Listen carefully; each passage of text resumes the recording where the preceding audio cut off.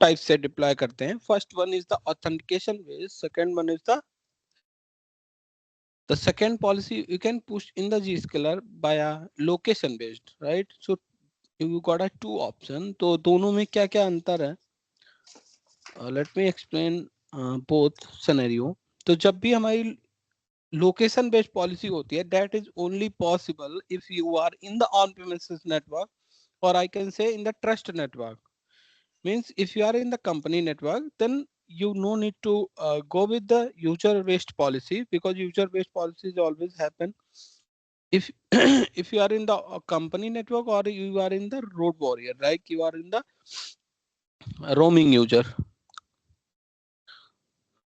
Okay, so let me start.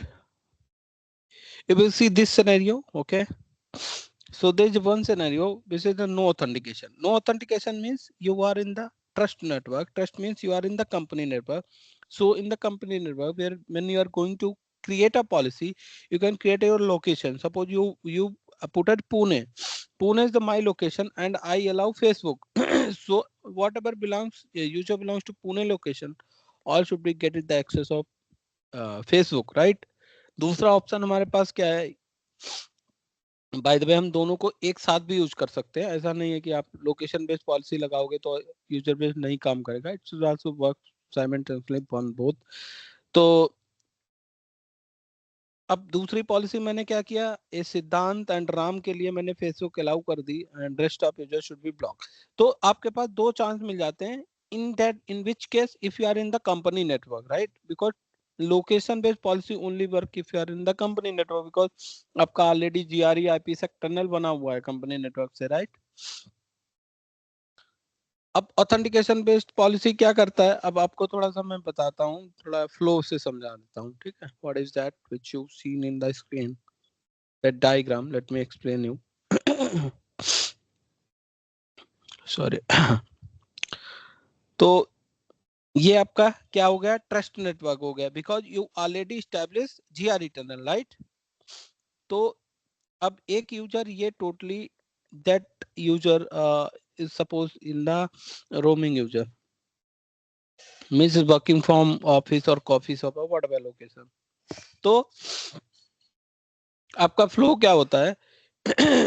If you are in the trust network, authentication only required by why I'm covering this in under the authentication class, because आपको पता होना चाहिए कि authentication किस चीज में मांगता है, in which policy it asking you authentication, on which policy directly access based on your location, right? तो आप जब भी location based policy लगाते हो, then you haven't required to do the authentication, right?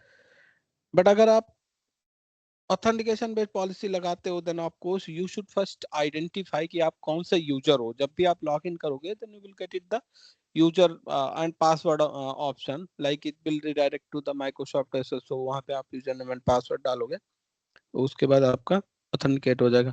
तो तो इसमें सबसे अच्छी बात है, you haven't require the authentication. उसके बाद जैसे आप लोकेशन बेस्ड पॉलिसी जाएगा आपके लैपटॉप से सीधे इंटरनेट पे. But in that case, you will see location, user, department and based policy. इसमें क्या है? Even you are in the trust location or you are in the road warrior, both cases you require authentication. Because आप ZCC use करते हो, उस case में आपको authentication करना पड़ता है.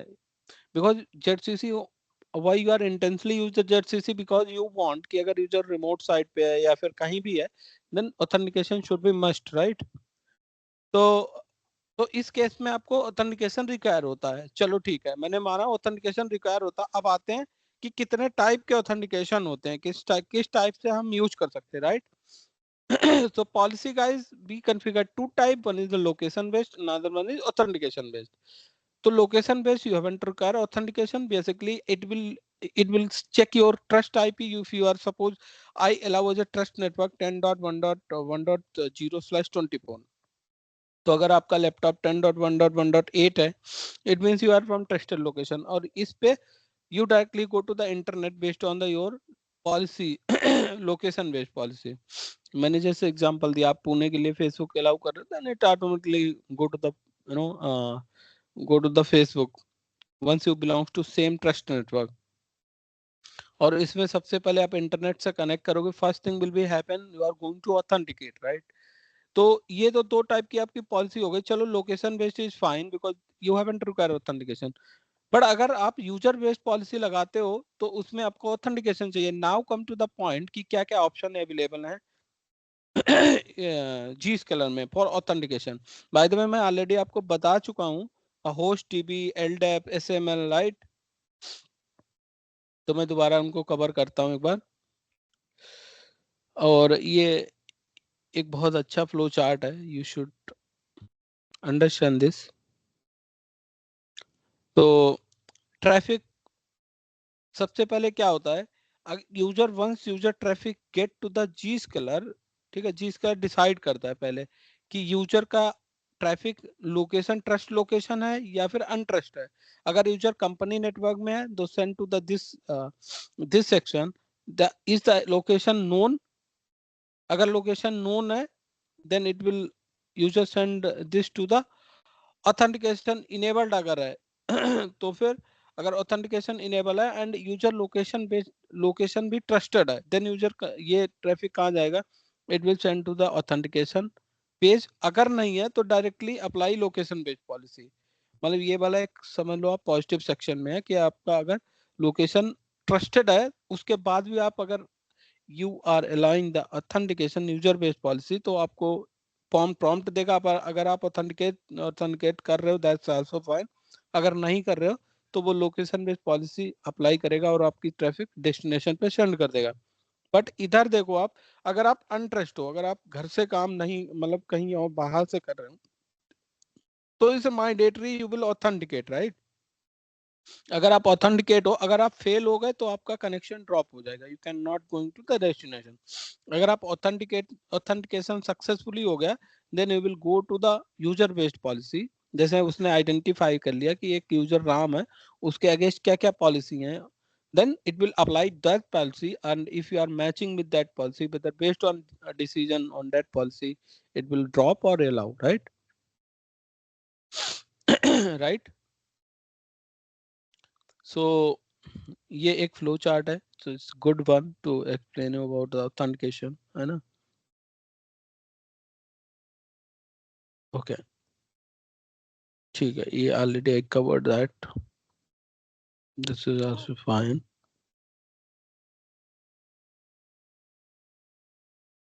चलो अब ऑथेंटिकेशन टाइप में अब डिस्कस करते हैं. That's what our class intention is. Authentication type में पहला होता है होस्ट टीबी. तो host TB basically is the local database which you can store all users ID and password. So user database is stored within the database of the Zscaler service, right? So suppose you are creating manually or you are uploading the CSV file through the Zscaler. So all these kind of authentication will be happen locally, and that's called a host DB. So host DB is the good thing about host DB is you you haven't you haven't required to integrate your Zscaler. Suppose you are not a big network, right? So suppose you have a 20 user or 50, even not a 50, but yeah, if you have a small office, I can say you will go with the host DB. That is good one because you haven't too much configuration to integrate all other things, LDAP or yeah or SML. So host DB you can consider as an option. You can mention, you can see here useful for small organization when SML LDAP are not option, right? Guys, I'm audible. Just confirm because if I'm Mm-hmm. speaking, guys, not a, I'm Yes, audible, yes, right? you're audible. Yes. Okay, great. Okay. So first one is the host DB. Why use a host DB? If you are in a small network, you will create that locally user or you can import as a CSV and your work will be complete like based on the small things. Why it's not a work for a big environment or I can say large environment or large company. Suppose you have a 1,000 user, it is not good you can create a manually, right? If somebody is saying, hi Siddhant, could you reset my password? So it is you will, if suppose you have 10,000 user, you will hire 4 people to manage these kind of unnecessary thing, right? So instead of that, you will go with the other option. But if you are small and you don't want to do much configuration and integrate with the LDAP or SML, so it's a good one, right? Zscaler basically target not only you. That's what I'm always focusing you. Zscaler build a Zscaler as a as a business, right? So he target. You cannot say, oh, I haven't this, so I cannot use Zscaler. Zscaler give you the option. Okay, come to me. If you have a single user, you can use a single user license. I'm here, right, guys? So host DB is part of that. Okay. Now second is SML.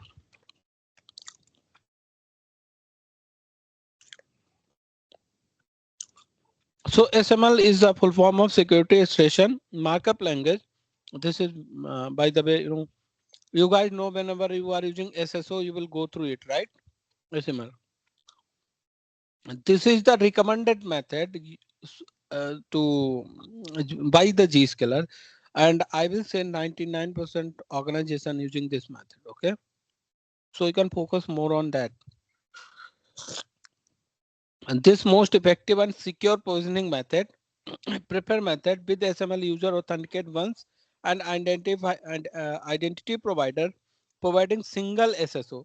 So what is the identity provider? In your case, identity provider should be active Azure Active Directory, or you can use the Okta, or you can use the Ping, right? Or you can use the Duo. I think Duo is the service which provided by Cisco. So these are the vendor available to provide. But of course, every organization using Active Directory, so they will integrate with the right. Everyone using Office 365 or or Azure Active Directory, so you can integrate easily with this.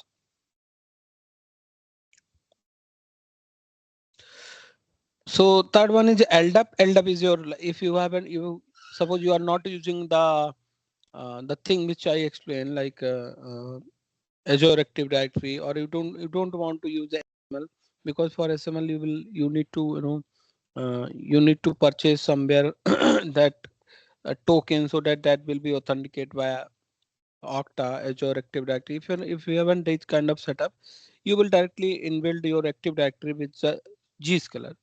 So Active Directory is directly fetch data from your LDAP and it will sync to the Zscaler, right? Zscaler service query directly to verify username and password through LDAP.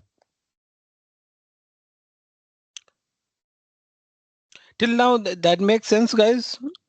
Host DB, SML, and LDAP. Yes. Okay, these are the authentication methods. So it's for your knowledge. So you always focus on this one. This is the recommended method. Carbos OS is also that AD guys or server guys will configure you and give you the URL so that you can configure it. But I haven't used it even, and I'm not sure whether any organization, because I work for 5 organizations, they are all using this one only. I'm saying repeating the same thing like previous one. So it's a standard secure protocol that is widely used to authentication user to network services for application do not support cookies such as. So the good thing about Carvos OS is, if your application that not does not support cookies such as, let me explain you. So it's also same like part of the authentication method, like to network application that do not support such as Office 365, Window, Metro app enable SSO. So if somebody is not supported, do not support a cookies based authentication. So such as a Window, Office 365 and all. So enable SSO for those. Okay, now break down one by one. Okay. So this is also one time token. So if you want, suppose you have a guest or contractor come onboarded in your company, and you want one time this, suppose one day require access your network of that particular contractor or vendor. So you will create a one time token so that once user try to log in, they will get it this kind of screen. So they will put it their temporary password, and like this you send over email, so they will put it that and they will get it the access.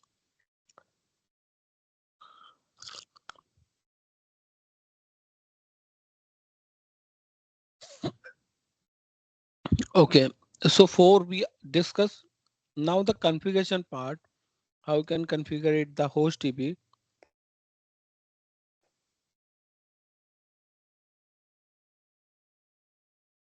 User add a manually, that makes sense, right? User add a manually through admin portal, right?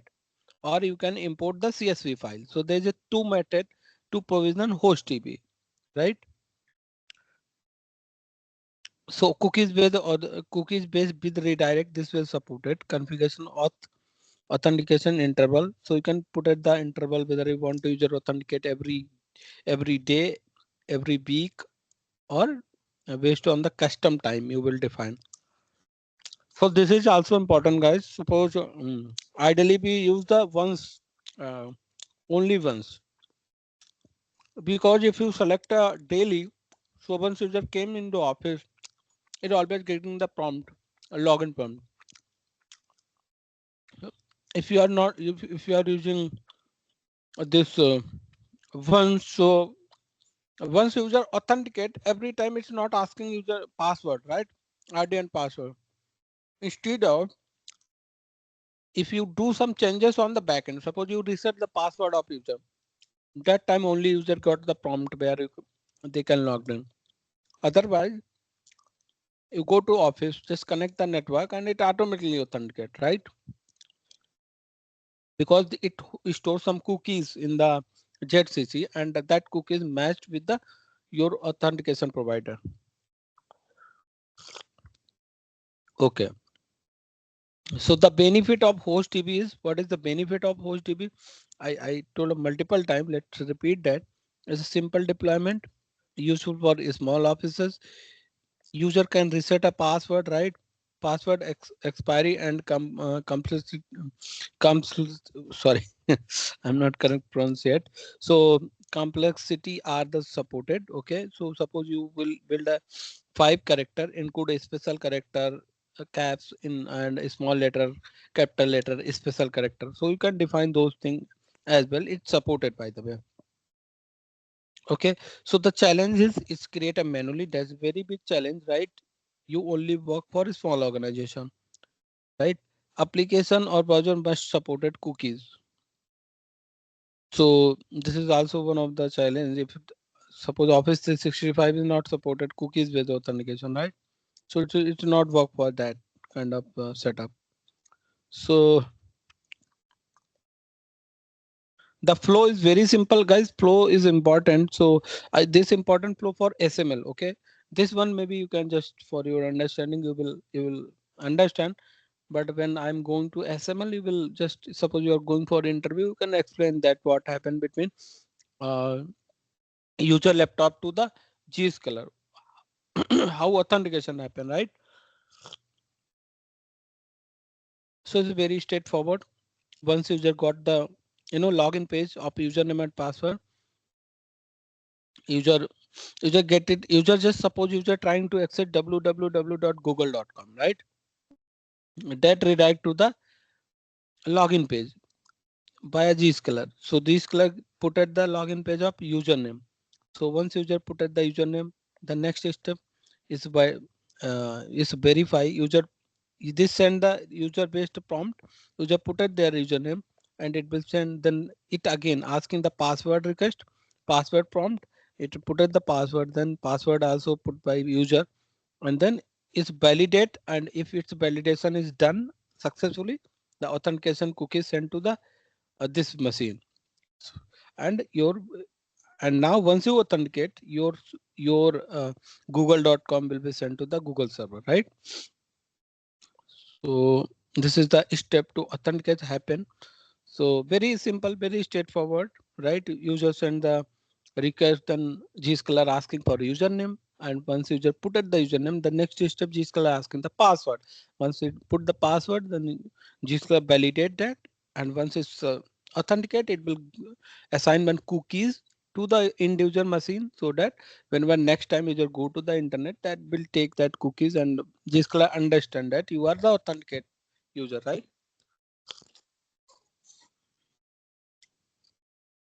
Okay, let's see about the LDAP.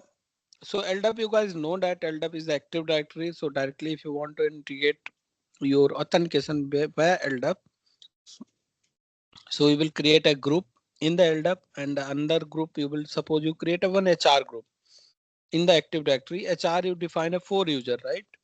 And you, if you are going to create a policy for HR, suppose you are creating Workday is the application which mostly HR is using.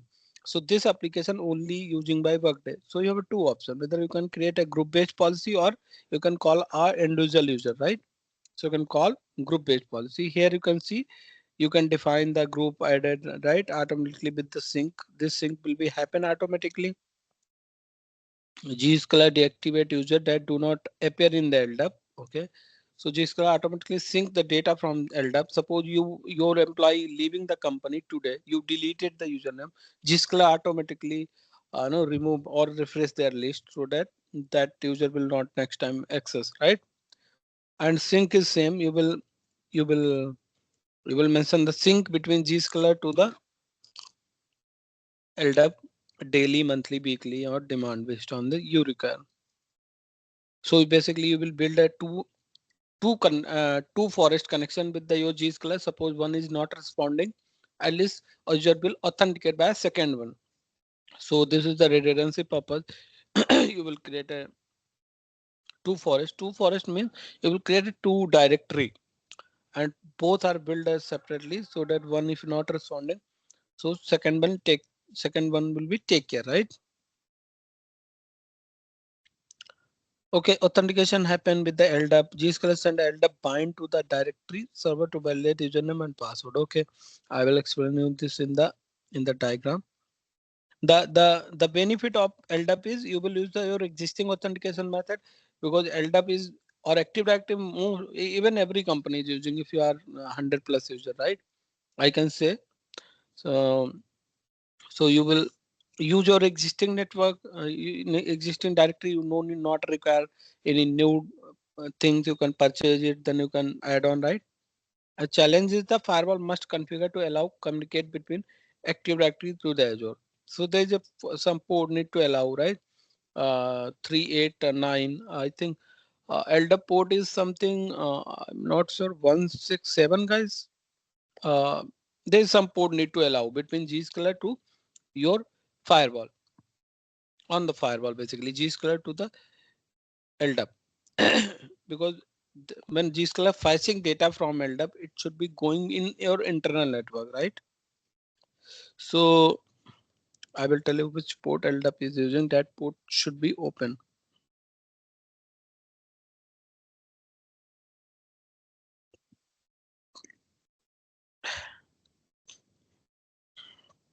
Okay, 389 and 366. Okay, 636. Okay, so these are the ports should be allowed on the firewall. Make sense, guys, till now? अच्छा, समझ में आ रहा ना सिद्धांत? Yes. No issue Great. with that. This is important one, because without authentication you cannot go the further topic.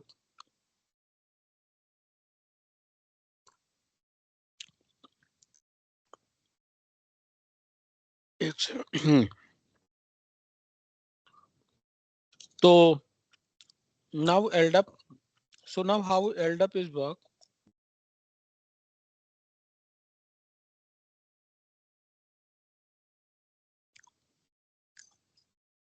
Sorry guys, मैं अभी चाय P रहा हूँ just यार. तो okay. तो how LDAP is fetching the data? ये आपका LDAP है, ये आपका PC है, and this is Zscaler. So ये दोनों चीजें आपके इंटरनल नेटवर्क में है, right? Yeah, this is your company network, right? Siddhant and Chandrasekhar. Lohit, I'm audible? Right. Lohit? Yes. Yes, bro. Lohit? Okay. Yeah, yes, bro. Okay. So Lohit, this is your company network because your Active Directory in in your company network, and this is the Zscaler cloud. So how you can manage that? Let me explain you the steps how the authentication will be happen. So authentication will be happen that Zscaler Active Directory is already in sync. Okay. So you no need to worry about that. Suppose you deleted some user, our Zscaler automatically remove that user from that database. So this is directly already synced. So your step start from this. You requested. So this will give you the prompt where you can put it the username. You put it your username. Username is always not like ram.dixit. The Zscaler supported ram.dixit at the rate techclick.in. So you can mention the company name. This is the mandatory thing. You cannot use other product. Maybe you can use the username as a simple, right? ram123 or ram 46 something, but here you intensely mention the domain name as well. Okay, so next, once you put it the username, it will send you the prompt of the password. You can put it the password. The next thing what will be happen, the Zscaler send that data to the Active Directory, bind request over the LDAP, and it will validate. So whatever this Siddhant is trying to username and password, is this correct? If binding response over LDAP, so bind is something data they are fetching from the LDAP. So if it will be correct, then Zscaler send the auth code to the laptop, and then laptop go to the internet based on the whatever website you are accessing, right? So it's the same like, right, local will be happen between you and Zscaler. This LDAP is involved on the communication, right? So okay, I last time I explained you JAP, right, Chandrasekhar? Mm-hmm. Okay,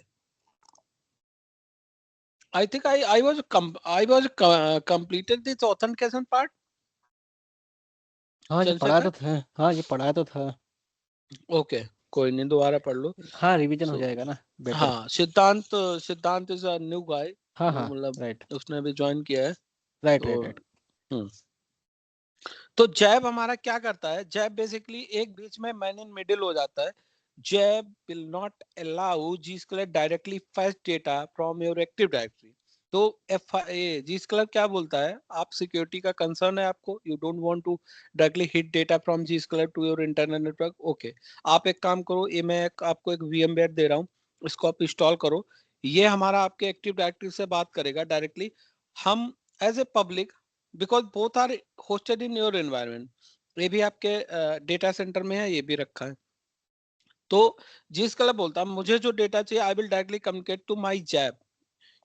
If you have a security concern, you don't want to connectivity between Active Directory to Zscaler, I will give you the ISO file or whatever VMware tiny that image, so you can install it on your VMware, and I will fetch all data from JAB to Zscaler, and JAB will be directly communicate to their internal network. So that is called a JAB. JAB sometime interviewer ask this question, how you can use a JAB, right? So the good thing about justification, no inbound connection from Zscaler to LDAP, inbound firewall constraints, right? So it means Zscaler will not directly communicate with your LDAP server, and firewall port is required because that is also JAB will also fetching some data, some data means LDAP data. JAB is the VM talk to LDAP locally, right? JAB connect to outbound to the Zscaler, right? This is the JAB is the VM, right? VM machine, basically the OS which you can install on VM. So LDAP अगर JAB बीच में आ जाता है तो फिर कैसे communication होगा? यहाँ पे JAB आ गया, राइट? JAB क्या करता है? सेम चीज होती है, बस JAB Zscaler डायरेक्टली इससे कम्युनिकेट करेगा इंस्टेड ऑफ योर LDAP. ठीक है, ये देखो आप यहाँ पे दिख रहा है ना? तो सेम चीज है, सेम पैरामीटर है, बस JAB बीच में आ गया. Now SML is interesting one, इसको आपको देख लो उसके बाद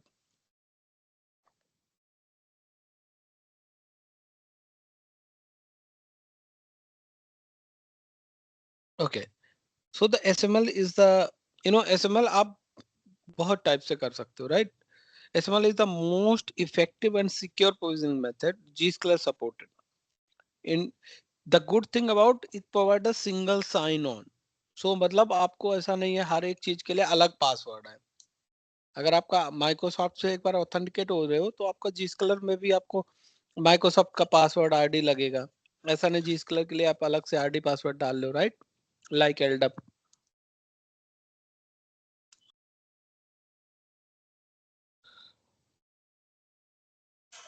सो एसएमएल प्रोविजनिंग आप अगर करना है तो will do with SML auto provisioning is fully supported. आपको ऐसा नहीं है कि आपको बेसिकली एसएमएल आपका काम कब करता है गाइस, आप इस चीज को भी हाईलाइट करके मैं बता रहा हूँ। आपके पास already user name and password की लिस्ट है, देन आप उसको कहीं यूज कर सकते हो।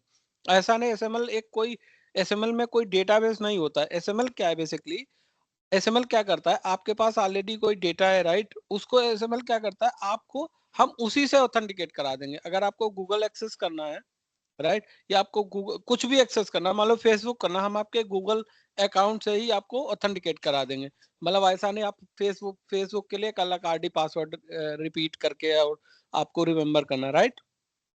सो SML will be fetch same data which I can say the common identity provider है, उससे बहुत सारी चीजें आप ऑथेंटिकेट कर सकते हो, राइट? सो ये authenticate specific identity provide that is cloud based SML extension provided Zscaler by user, okay? The मैंने बताया आपको it should be involve in 3 step. Identity provider होता है, एक सर्विस प्रोवाइडर होता है और एक एंड यूजर होता है। 3 चीजें इसमें इन्वॉल्व होती हैं। I will discuss in the flow. तो इसमें मेजर इसका मेजर क्या है, no major require engineering require inbound connection. No inbound connection मतलब इसके लिए आपको just because you already just you will use whatever your authentication method already there. जैसे LDAP है, LDAP के पास ऑलरेडी यूजर नेम एंड पासवर्ड है। आप SML इसलिए यूज कर रहे हो because you want same user name and password should be work for Zscaler, है ना? Existing SML solution is also fine and single sign in for multiple services। ये इम्पोर्टेंट है SSO। सो इसमें challenge क्या है, automatic sync when user group, no automatic sync member are the change. So user group member हर change मतलब अगर कोई group है, मान लो 4, उसमें 5 यूजर हैं, अगर उसमें हम कोई चेंज करते हैं, it should be not sync automatically. Reauthenticate require to force attribute update मतलब अगर आपको कोई चेंजेस किया है, मान लो तो जैसे आपने बैकएंड में छोटा सा भी चेंज किया है, because you suppose you want to create change the I can say length of the password, ठीक है? तो ये फिर ऑटोमेटिकली आपको पॉपअप देगा, आप रीऑथेंटिकेट करो उसके बाद ये सिंक होगा। ये थोड़े से चैलेंज है, इसके लिए भी Zscaler ने एक बाईपास निकाला है, वो मैं आगे देखूंगा।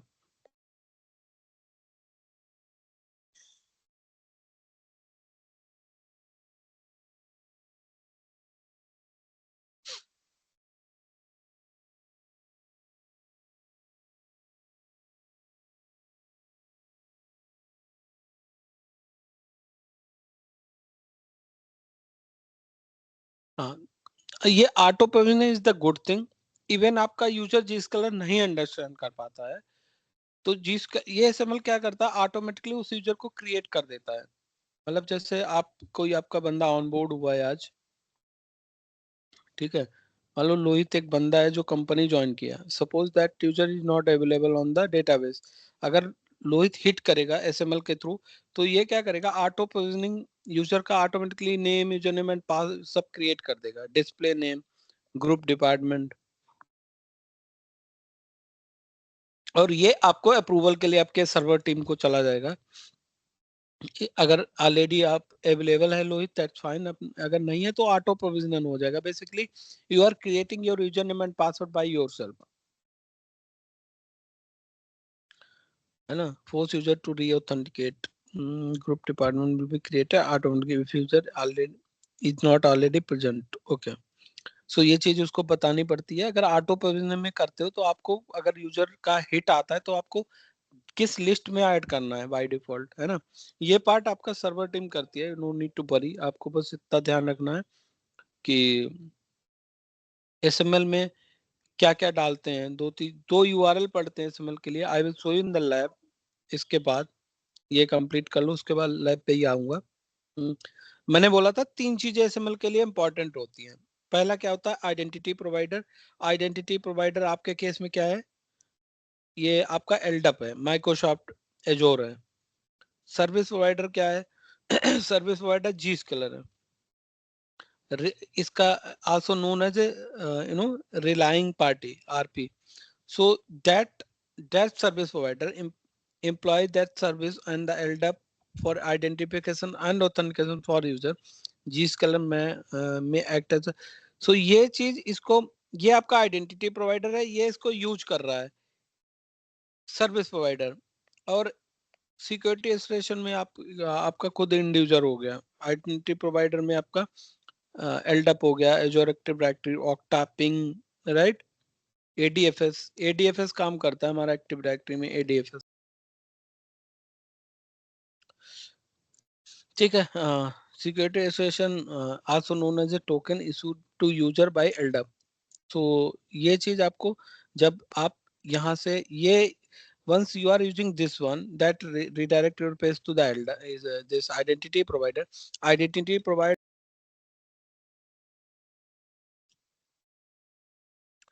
तो अब नाउ मैं फ्लो में एक बार डिस्कस कर लेता हूँ, then we will get it more clarity.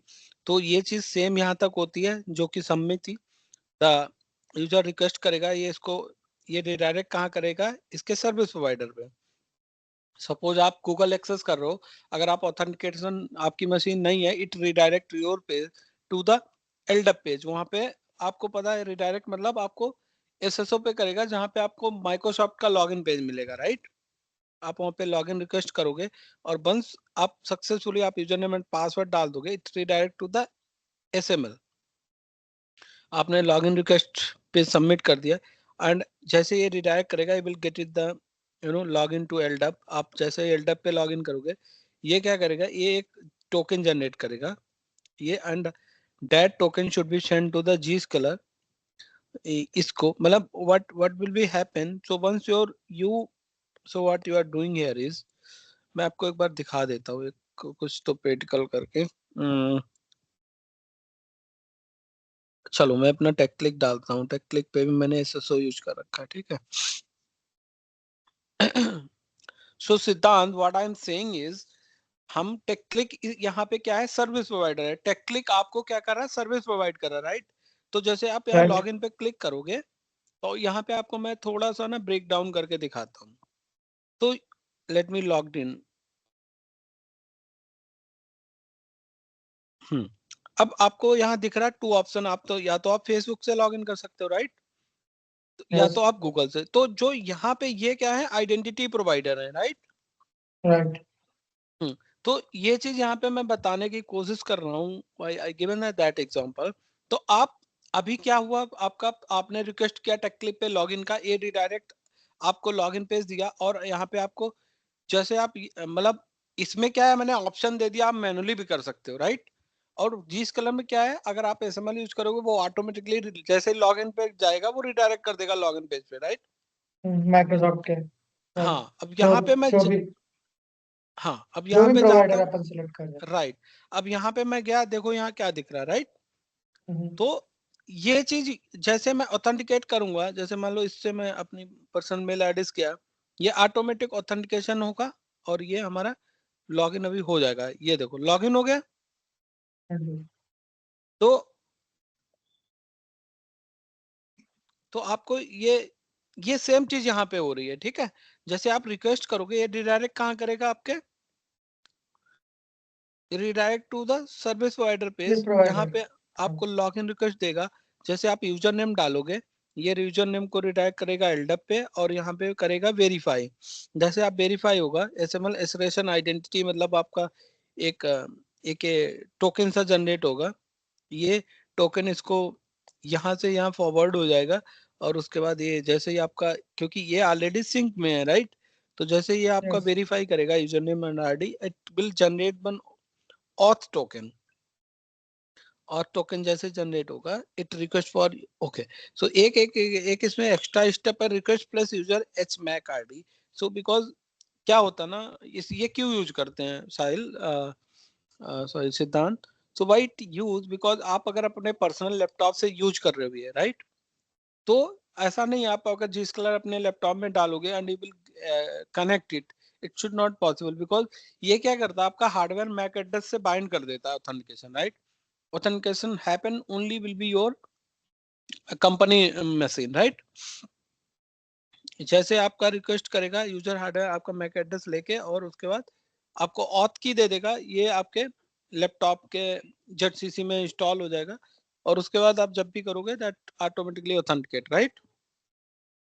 अब जैसे इसमें ब्रेक डाउन करो, अगर आप इनिशियली HTTP रिक्वेस्ट, मतलब यूजर अगर ब्राउजर एक्सेस करता है जिससे redirect user to the cloud authentication method, वहां पे यूजर नेम डालोगे, it's return the SML request user authenticate into LDAP, मतलब आपका माइक्रोसॉफ्ट या जो भी है LDAP, ठीक है। LDAP give the user the SML identity which is basically the token to present in the Zscaler।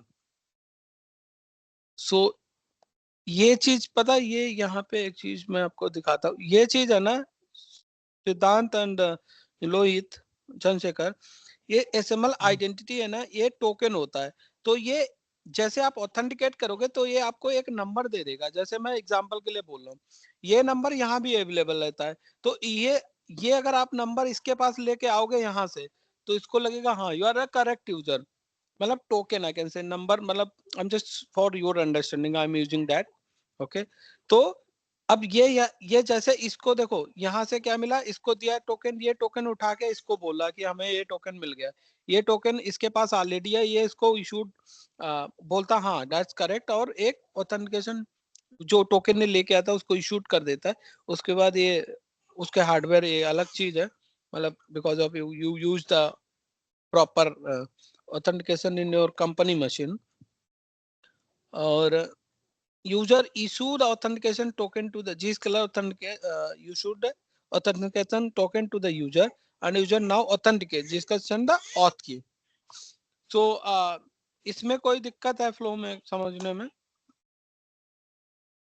नहीं नहीं। Lohit no nothing. Okay, so SML सबसे आसान है बेसिकली, बिकॉज SML में आपको कोई हेडक नहीं लेनी, इट्स ऑलरेडी देयर। आपको क्या करना, आपको एक API यूज करनी होती है, मतलब आपको ऐसा नहीं, कुछ आपको ज्यादा नहीं करना, आपको 2 URL डालने पड़ते हैं।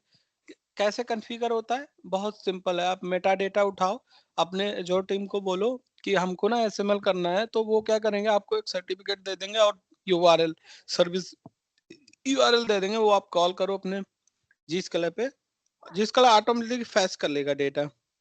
एक सर्टिफिकेट होगा, वो सर्टिफिकेट आप ऑथेंटिकेशन के लिए यूज करो, बिकॉज ऐसा नहीं है आप कोई भी, अगर मान लो आपके पास URL है, still you can not use that service till you authenticate right.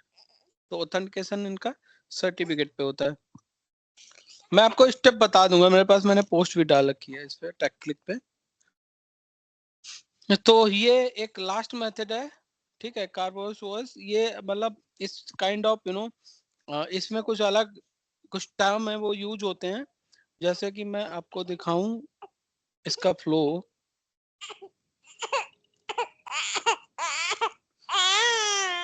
ओ, ओ, ओ, ओ,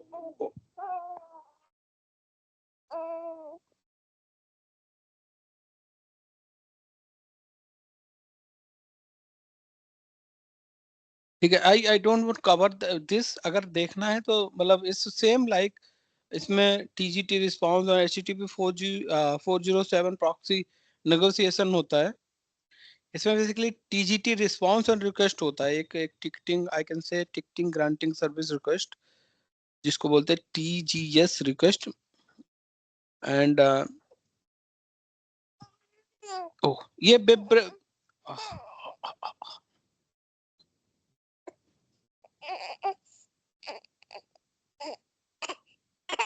चलो मैं आपको एक बार अपनी लैब में दिखा देता हूँ, राइट? ओके, सो नाउ आप ऑथेंटिकेशन में where you will go under the identity provider role management authentication setting. Okay, so यहाँ पे आप ये डिफॉल्ट है, bye the way host DB है, राइट? ऑथेंटिकेशन सेटिंग, ये आप सारी चीजें you will add it manually, है ना? आपको once only once that we require, right? अगर until unless we haven't put any significant authentication, only once is fine. Temporary disable है, राइट? पासवर्ड स्ट्रेंथ कितनी रखनी है, this is local one, right? तो आपको सारी चीजें यही डिफाइन करनी, राइट गाइस? पासवर्ड एक्सपायरी आप 90 डेज दे दो यार, नेवर एक्सपायरी, है ना? और यहाँ पे डिसेबल है लिमिटेड। अब आइडेंटिटी प्रोवाइडर में दैट इज इंटरेस्टिंग वन। अब यहाँ पे जब आप सपोज जो आपका आई कैन से जो एजोर, लेट मी, मैं आपको अगर कुछ दिखा सकता हूँ, OS my company network, okay. तो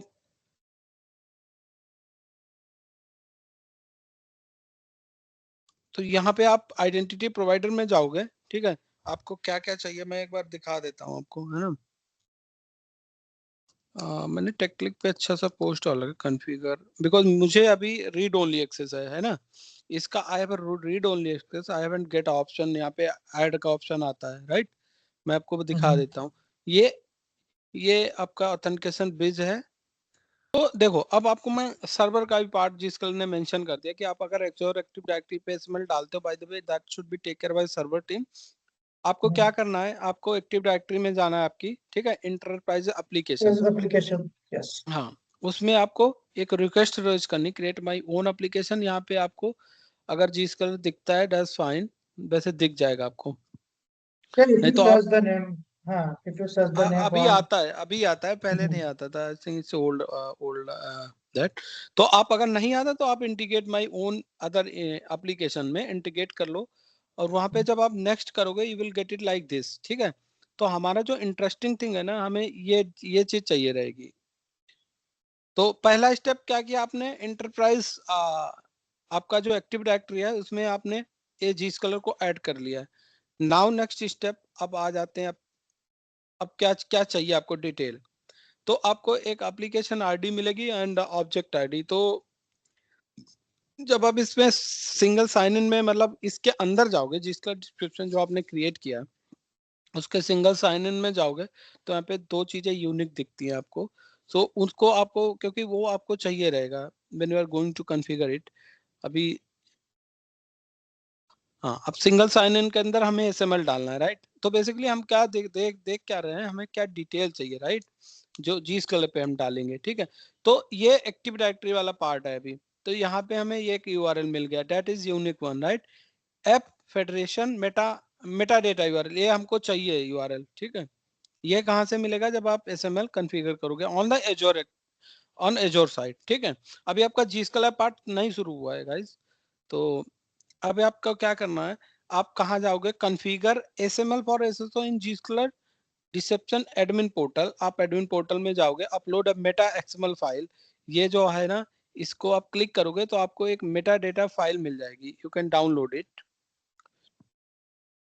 अब जैसे आप डाउनलोड करोगे, फिर how you can upload it, okay, ये वाला थोड़ा मैं देख लेता हूँ।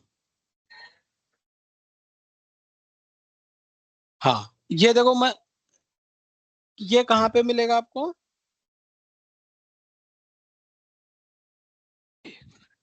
Identity provider. हाँ, आइडेंटिटी प्रोवाइडर में, एक मिनट में बताता हूँ।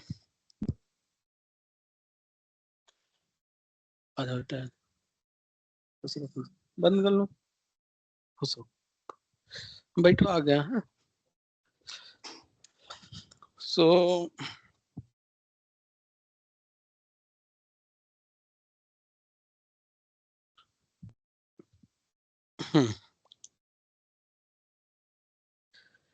ठीक है,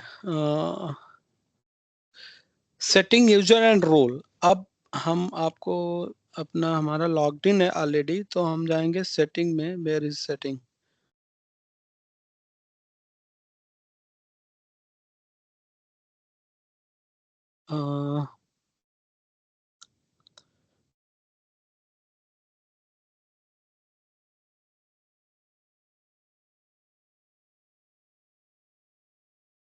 role management, let me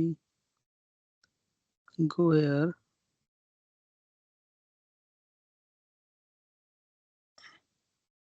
Forwarding, LDAP, app, cheese color, says secure,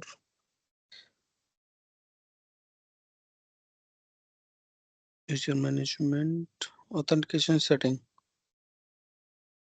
हाँ, बेसिकली हमें इसी में आते हैं, ठीक है। अभी ये पोस्ट पता नहीं कब का है, ठीक है। It's तो too, I think it's too old. हाँ, टू ओल्ड, यस, वो उन्होंने अपडेट कर दिया पोर्टल, ठीक है। वैसे आपको मैं मतलब व्हाट आई एम, यहाँ पे हमें क्या क्या चाहिए रहता है वो आप समझ लो। आपको एसएमएल इंटीग्रेशन में आपको क्या क्या चाहिए, एक इनेबल करना है, उससे get sign in request and the admin portal list encrypted, use dedicated certificate to generate a long valid certificate that dedicated to SML. तो एक certificate you can generate it and upload, ये क्या है, अच्छा issued, हाँ, हमें लग रहा है ये चीज I saw somewhere, octa Google. Yeah. चलो ये आपको बताता हूँ, ये बेसिकली क्या करते हैं, हमें जीस कलर के पर्सपेक्टिव में क्या डिटेल चाहिए रहती है, हमें एक सर्टिफिकेट जनरेट करना पड़ता है। That certificate you upload on the LDAP so that आपका दोनों चीजें ना सिंक हो जाती हैं। You will get it that option like, और log in by the way, ऐसा कुछ गूगल से भी लॉग इन कर सकते हो, they will SML through Google as well. ये तो शायद ओल्ड पेज है बट ठीक है, मैंने एक पोस्ट डाला, मैं अपना बताता हूँ।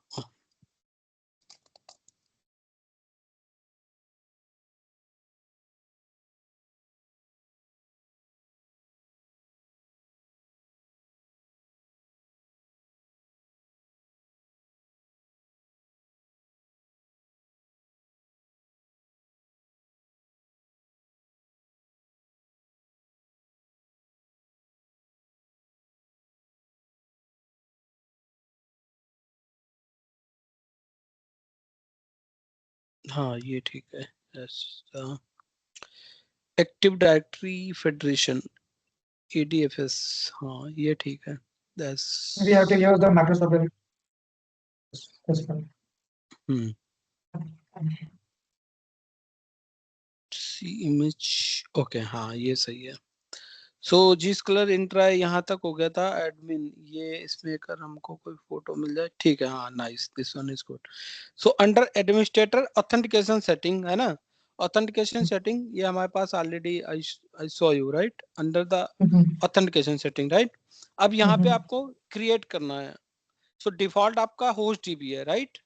अगर आप क्रिएट करोगे then it will show the next one, जो भी आप क्रिएट कर, तो होस्ट डीबी में आप एसएमएल अगर लगाना चाहते हो you will use it, but you will go with the active directory, right. Because आपको एक्टिव डायरेक्टरी के थ्रू, मतलब एक्टिव डायरेक्टरी मीन्स आपको basically you will fetch data from the Azure active directory, right. तो ये आपका ऐसा एक URL होगा that need to bind, where you can bind it, यहाँ पे आपको डालना पड़ेगा। अगर आप इनेबल एसएमएल ऑटो प्रोविजनिंग ये भी नहीं यूज करते हैं basically, because you can not randomly people, जो भी पीपल एक्टिव डायरेक्टरी में नहीं है, अगर आप ये इनेबल करोगे वो ऑटोमेटिक क्रिएट हो जाएगा। So that should be not by default enable until unless you have a good experience on that। तो मैं जो दिखाना चाह रहा हूँ वो आई हैवंट गेट इट, ये ठीक है, ये एजोर के साइड से पार्ट है, राइट राइट राइट। ये एडमिन क्रेडेंशियल हो गया, मैपिंग ठीक है,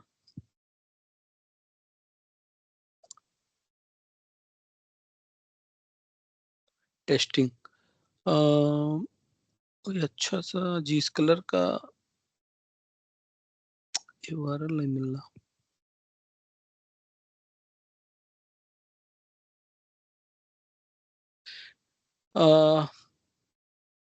चलो ठीक है, मैं इधर इधर से आपको दिखाई दे रहा हूँ, ठीक है। आप लोग ये सेम चीज आप होस्ट टीवी के लिए कर रहे हो, आप एक्टिव डायरेक्टरी, अगर आपको एजोर एक्टिव डायरेक्टरी से करना है, will go with the active directory, ठीक है।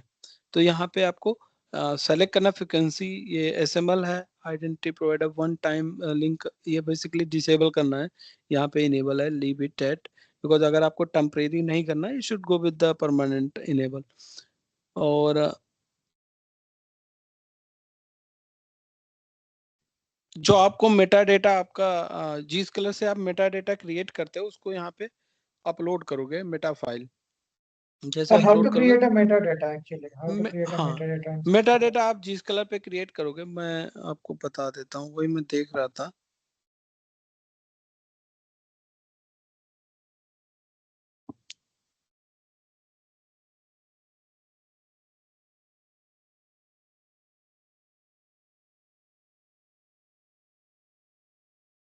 मैंने शायद बता रखा है, if I am not wrong, मेरे पास रिकॉर्डिंग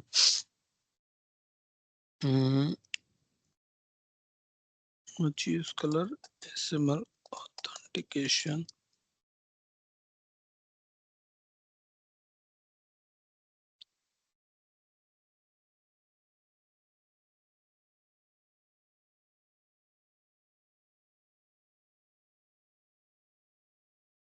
हाँ ये सही है, nice.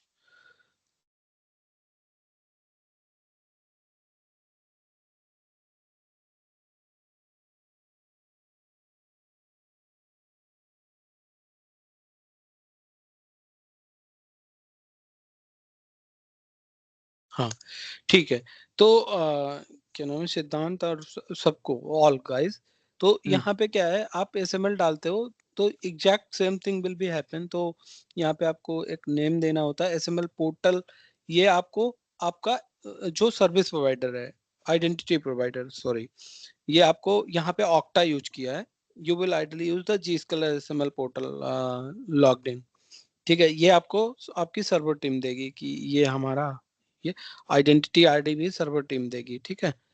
You just organize specific entity ID, you can enable it, अगर आपको means you are using Azure active directory, ये क्योंकि ऑक्टा है, that's not related to your company ID, right. तो यहाँ डिसेबल है, आप इनेबल कर लो। एंड एसएमएल सर्टिफिकेट, ये सर्टिफिकेट आप खुद जनरेट करते हो अपने जीस कलर पे, और you can you know you can generate from the your side as well. तो ये आपको या यहाँ पे ऑक्टा यूज कर रहे हैं, तो ऑक्टा से इन्होंने जनरेट किया। Basically what you will do, चाहे आप जिस कलर पे सर्टिफिकेट के अंदर जनरेट करो, चाहे आप